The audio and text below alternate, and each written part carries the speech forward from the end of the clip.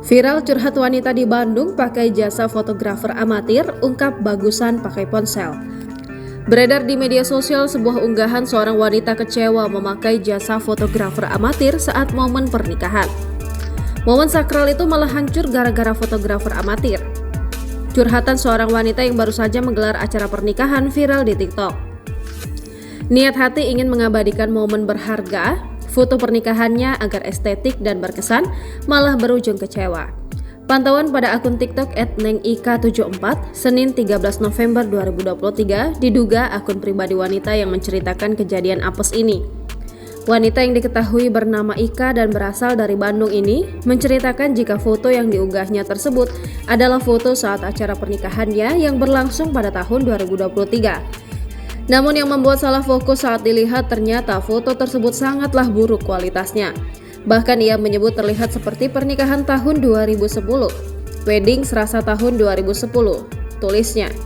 Lanjut, ia mengatakan dirinya belum siap saat ingin difoto, tapi malah langsung dijepret oleh fotografer tanpa aba-aba sebelumnya. Alhasil dirinya difoto sambil setengah terpejam. Belum siap, udah jepret-jepret aja. Vibes yang sangat-sangat ke aing nikah di zaman 2010, ujarnya. Bahkan fotografer ini seolah kehabisan ide untuk mengarahkan sudut foto yang bagus untuk pasangan pengantin ini. Sang pengantin perempuan malah disuruh berpose sambil memegang daun. Tidak habis sampai di situ saja, foto kemudian berpindah ke bagian dalam tenda pelaminan. Terlihat sang pengantin perempuan berpose bersama para bridesmaid.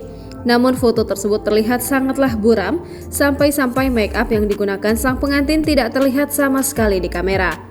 Kemudian pada foto dari kedua belah pihak keluarga sedang bersalaman tampak sangat terang dan pantulan cahaya tertangkap kamera.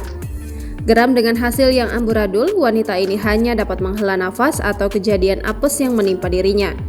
Usai viral dan mendapat ratusan menyukai beragam respon dilontarkan oleh warganet atas unggahan ini. Bahkan ada juga yang mengalami kejadian serupa dengan yang dialami wanita tersebut.